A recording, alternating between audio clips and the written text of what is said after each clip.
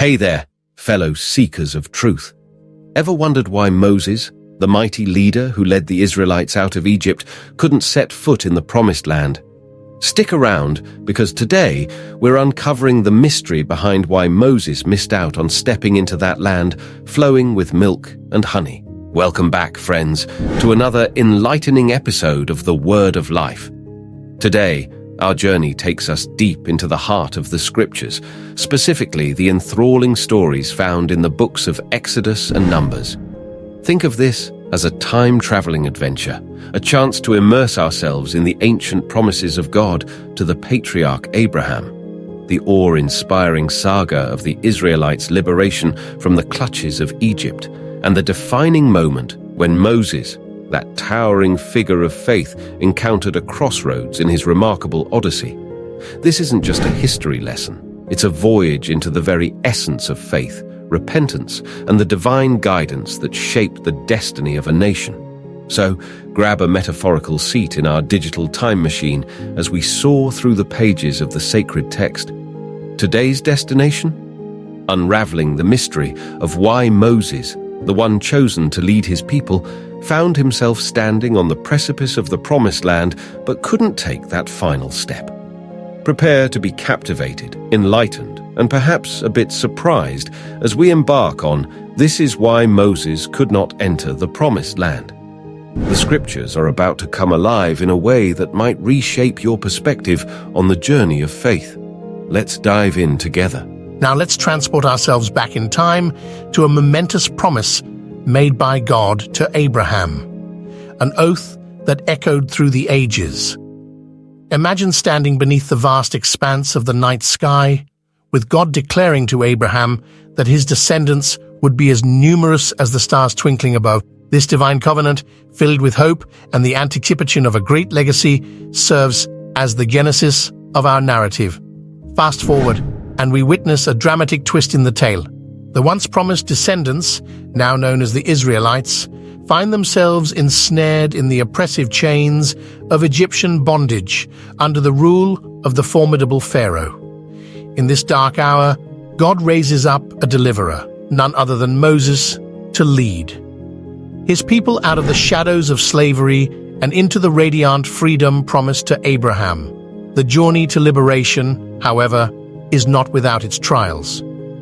Pharaoh, in his obstinacy, refuses to heed the divine command, resulting in a series of awe-inspiring plagues. These supernatural demonstrations of God's power, from the Nile turning to blood to frogs, gnats, and even hailstorms, serve as both warnings and invitations for Pharaoh to release the captive Israelites. Yet, the climax of this divine intervention is the haunting visitation of the death angel. Every Egyptian household experiences the heart-wrenching loss of their firstborn, from the palace of Pharaoh to the humblest abode. It is in this grievous moment, as the wails of mourning echo through the land, that Pharaoh's heart softens. Stricken with grief, he finally relents, compelling the release of the Israelites from the clutches of bondage. The unfolding drama is vividly captured in the book of Exodus, where God's promise to Abraham begins to manifest its transformative power. Verses like Genesis 15:5, which speaks of God's assurance to Abraham about his descendants being as numerous as the stars, lay the foundation for the epic saga that is about to unfold. Exodus 3:10 sets the stage for Moses' divine calling. So now go, I am sending you to Pharaoh to bring my people the Israelites out of Egypt.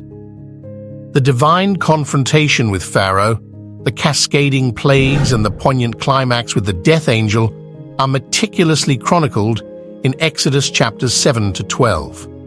Exodus 12:29 captures the solemn toll of the final plague.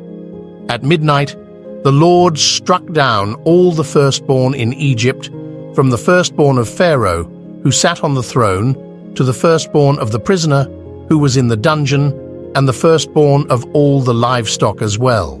As we continue our journey, this biblical narrative unfolds with both awe and gravity.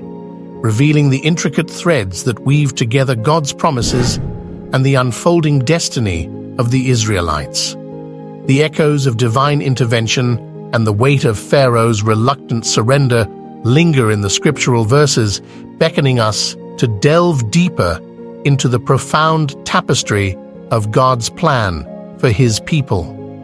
Now let's journey with Moses and the Israelites as they escape the clutches of Egypt, guided by the divine presence manifested in a remarkable cloud pillar during the day and a radiant fire pillar by night.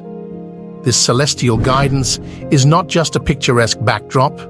It symbolizes God's unwavering commitment to lead His people through the challenging terrain of their journey. A journey filled with both physical and spiritual obstacles. Amidst the harsh realities of the wilderness, the Israelites find themselves in the desolate expanse known as the Wilderness of Zinn. Picture the scene, a vast, arid landscape stretching as far as the eye can see. The people, weary and parched, voice their frustration, and a collective quarrel ensues. Their cries echo the sentiments of Exodus 17:3. Why did you bring us up out of Egypt to make us and our children and livestock die of thirst? In this critical moment, God, in His infinite wisdom, issues a specific instruction to Moses. It's a divine directive that not only addresses the immediate need for water, but also serves as a test of Moses' trust and obedience. As recorded in Numbers 20:8, God commands, "Take the staff, and you and your brother Aaron gather the assembly together. Speak to that rock before their eyes, and it will pour out its water."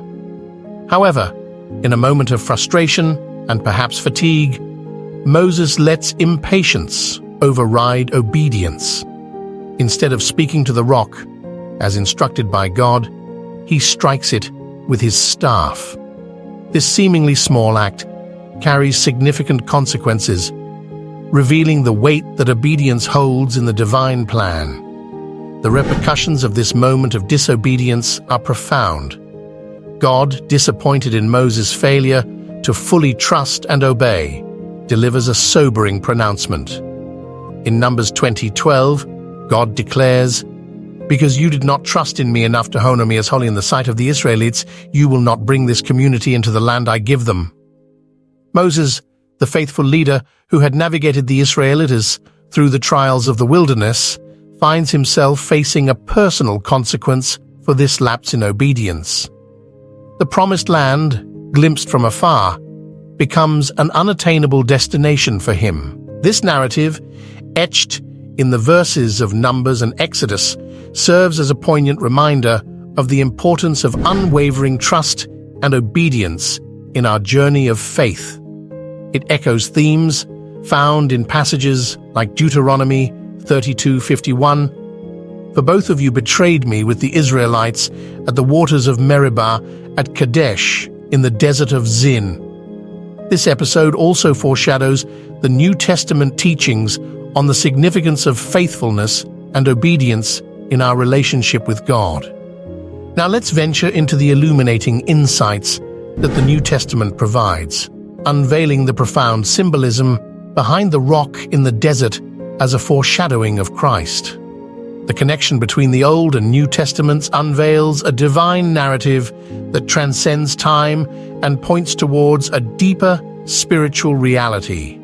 The pivotal moment in Exodus 17, where Moses strikes the rock, becomes a poignant parallel to the sacrificial nature of Christ's mission. The New Testament, particularly in 1 Corinthians chapter 10, provides a compelling lens through which we can understand this symbolic connection. In verses 1-4, the Apostle Paul elucidates, "Moreover, brethren, I do not want you to be unaware that all our fathers were under the cloud, all passed through the sea, all were baptized into Moses in the cloud and in the sea, all ate the same spiritual food, and all drank the same spiritual drink. For they drank of that spiritual rock that followed them, and that rock was Christ." Here, Paul unveils a profound revelation. The rock in the desert was not merely a geological formation providing water, it was a spiritual representation of Christ himself.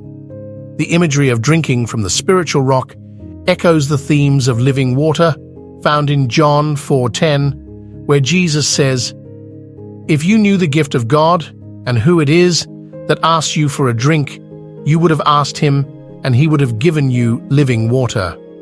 However, the narrative takes a turn in Numbers 20, where Moses, in a moment of frustration, strikes the rock not once, but twice. This seemingly small deviation from God's instruction holds significant consequences, illustrating the gravity of aligning symbols with precision. This deviation is corrected by God, emphasizing a crucial theological point. The correction resonates with the broader message of the New Testament, where the works of the law, represented by Moses, are juxtaposed with the redemptive works of Jesus, symbolized by Joshua, Yeshua, meaning the Lord is salvation.